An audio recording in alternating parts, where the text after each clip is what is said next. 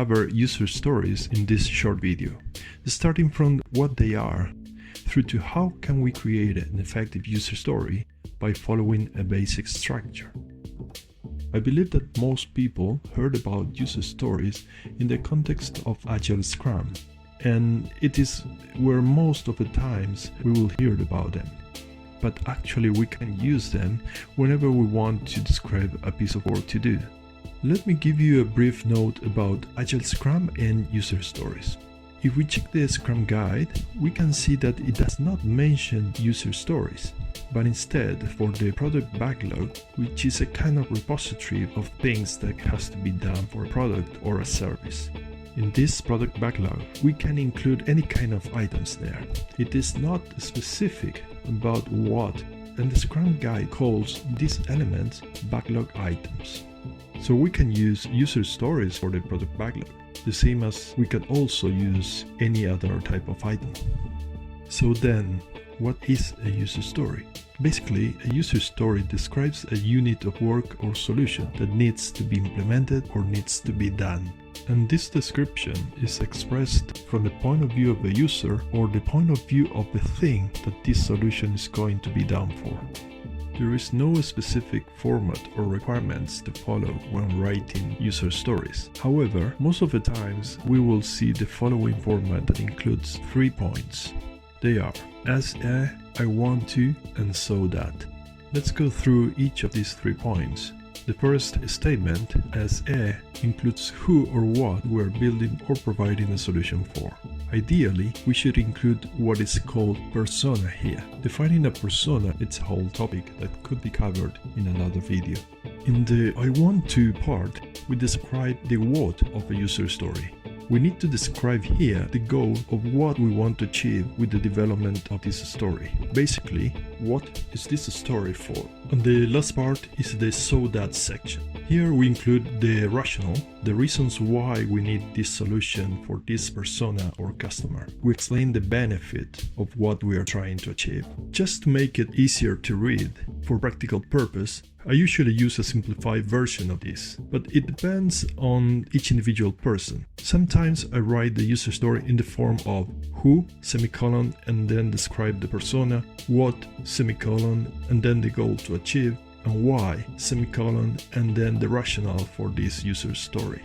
Let's see now some important characteristics that a good user story should have, and we will use the acronym INVEST to help us to remember these characteristics. INVEST stands for independent, negotiable, valuable, estimable, small, and testable. I for independent. If user stories are independent of each other, they are easier to work with. We don't need to follow the order of dependency to work with them. We also need to understand that it's not always possible to have independent stories.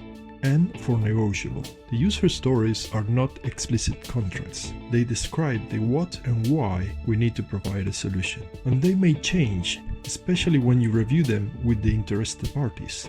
But they will provide a good summary of the intended solution. And when you initially present a user story to a customer or to any other stakeholder, it helps as a great starting point to trigger discussions, to redefine the user story, and to capture additional information. V for valuable. User stories are user-centric. When we write the user story, we need to capture the value that the work represented by the user story will return to the user or customer. The user should perceive it as something important.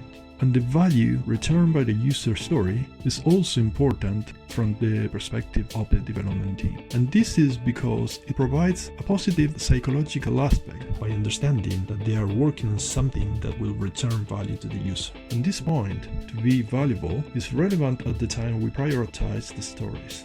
E for estimable. We need to be able to estimate the size of a story. In Agile Scrum, this is done by the development team. This is the people who do the work. There are different ways that the team could use to estimate the work to be done. For example, the team could use an absolute way, using time, or a relative effort, using story points. How well the team could estimate would depend a lot on different factors. For example, how well the team members collaborate, how experienced the team members are, how good is the knowledge about the problem that the team is trying to solve. If the team grabs a story and they discover that they don't have enough information or knowledge, they may want to split the story into a time box story called Spike. This spike will help the team to investigate, acquire knowledge, and then use this information to provide a better estimate for the rest of the story. The estimated effort together with the value of the story are two relevant points that must be considered when we prioritize the stories. S for small. The story should be small, they must fit within a sprint.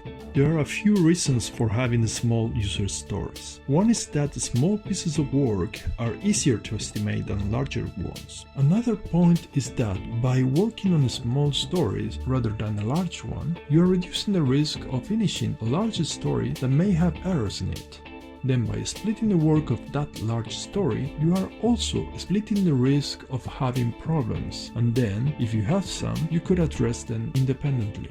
Another aspect is a psychological one. From my experience, the team members feel more rewarded and engaged if they can finish the work faster. So, if they can finish with smaller stories, they can see the progress better, and the reward is higher and the mood of the team increases.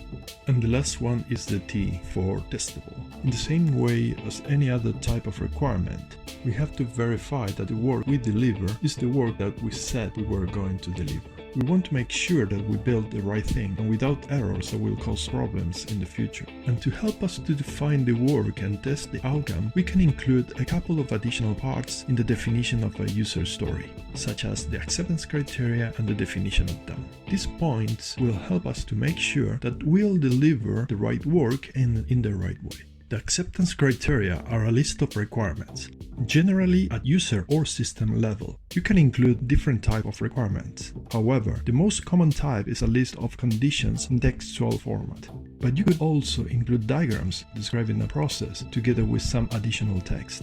These requirements are specific for the user story, and all of them must be met by the work or product to ensure that the involved stakeholders and users are satisfied with the result. The definition of done consists of a list of criteria that will apply to all the user stories, and the team agrees that the work is completed once all the points are met.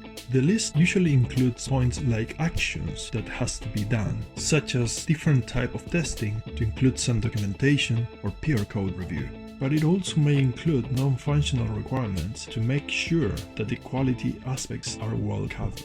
The definition of done can be created by the development organization or the development team if it is non-available.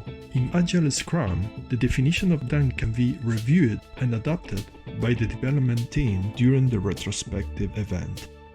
As mentioned before, when we talked about the acronym INVEST, to help us to remember the characteristics of a good story, the E is for estimation of the size of a user story. This estimation is done by the development team to indicate the effort that they need to put in the work to produce a done user story. One way that is commonly used to estimate is using time. But when we use time, we are providing an absolute way of estimating. And the problem here is that humans are not very good at estimating in absolute terms. Humans are better at estimating effort in relative ways, which means that we estimate the effort of a piece of work based on the effort that took to do something in the past. So in our case, we select a user story as a reference. Then the team selects that reference to estimate the effort that will take to finish other user stories. The team assigns a number of story points to the selected user story and then estimates the other ones based on that reference. At the end of a sprint, the team knows how many story points they can deliver within a sprint. And based on this number, they adjust or not the reference story. For the story points, we usually use the Fibonacci-like sequence during the exercise called planning poker. Here, the development team estimates the effort to finish a user story using actual poker-style cards with the Fibonacci numbers on them.